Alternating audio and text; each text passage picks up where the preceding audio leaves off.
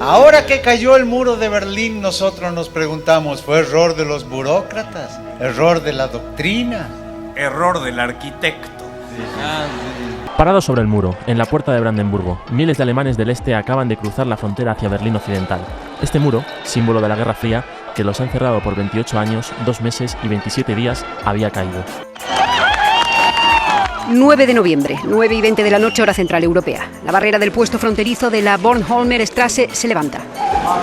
Para entender los hechos hay que retroceder unas horas. Durante una rueda de prensa televisada, el portavoz del Comité Central del Partido en el Poder, Günter Schabowski, anuncia la entrada en vigor inmediata de una nueva reglamentación para que los alemanes del este puedan viajar a la Alemania Occidental. En Berlín la noticia se propaga como la pólvora. Toda la noche hasta primeras horas de la mañana una multitud inmensa toma al asalto el muro. Desbordada la policía fronteriza termina dejándoles pasar. Ralf Hirsch, ex opositor al régimen comunista de la RDA, evoca los acontecimientos que sorprendieron al mundo. Bueno, había muchos temores. El principal era que nos disparara un soldado fronterizo, claro está.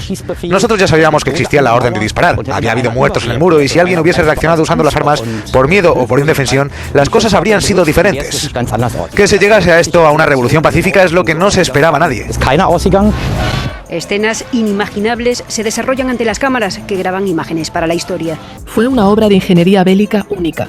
Una barrera de hormigón, púas y controles militares que dividió durante casi 30 años no solo a Berlín, sino a dos mundos enfrentados.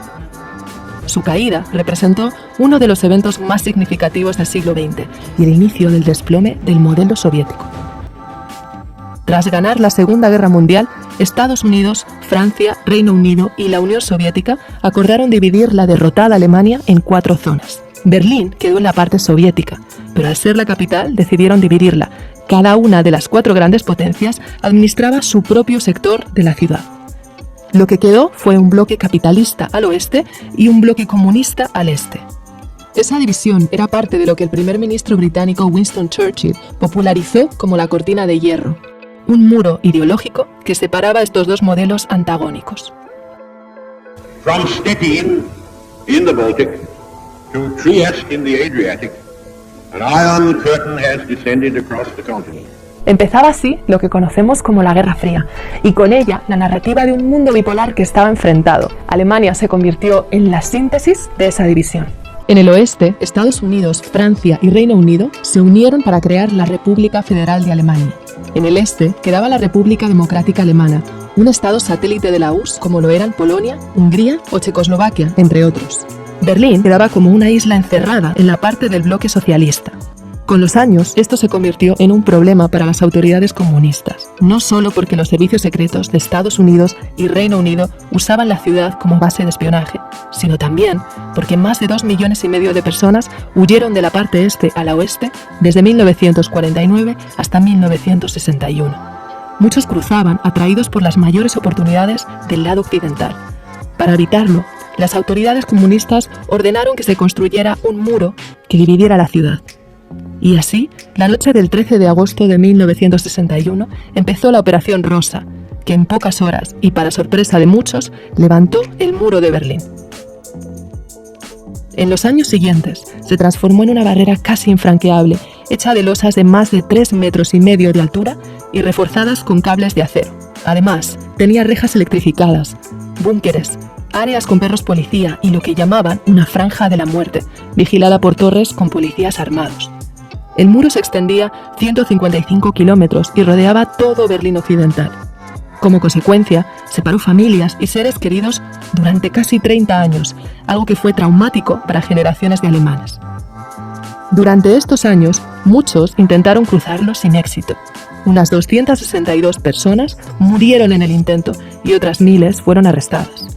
Aunque escaparse al otro lado no era del todo imposible.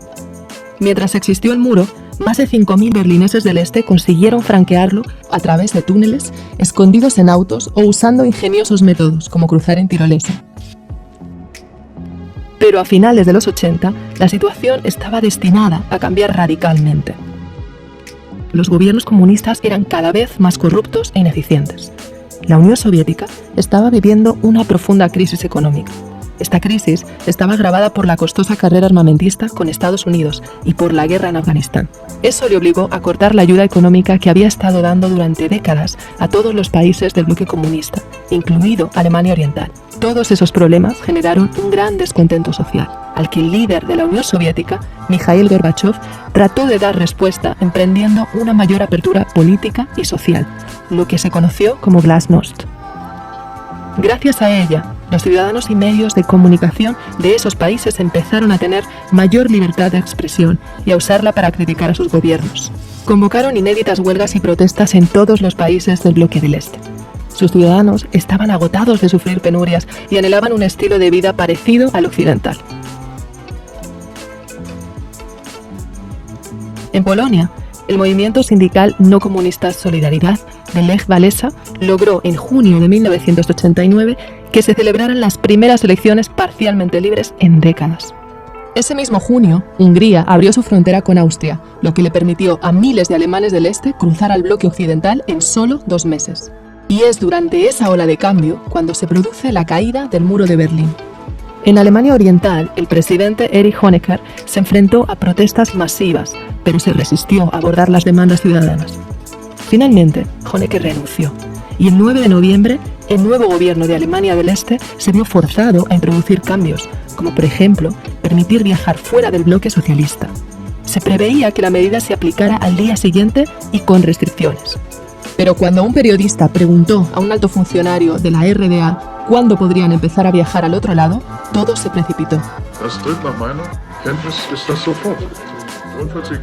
Ante ese anuncio, miles de personas se juntaron en el paso fronterizo en Berlín Este y rompieron el cerco hacia la parte occidental de la ciudad. En esos momentos, ni las tropas de control de fronteras ni los funcionarios del ministerio estaban informados. Pero los guardas fronterizos no se atrevieron a disparar. La noche entre el 9 y el 10 de noviembre, los propios berlineses empezaron a destruir el muro. Una multitud eufórica empezó a cruzar la frontera abierta y algunos pisaron el oeste por primera vez en su vida. Del otro lado, cientos de alemanes occidentales los esperaban y celebraban el momento histórico. Familias y amigos que habían vivido separados pudieron encontrarse después de 3 décadas. Todas esas impactantes imágenes dieron la vuelta al mundo. En los meses siguientes, la RDA colapsó y con ella el único sistema que muchos alemanes del este habían conocido. A la vez, los demás gobiernos del bloque comunista fueron cayendo uno tras otro y en 1991 la Unión Soviética se desplomó, poniendo fin al mundo bipolar de la Guerra Fría.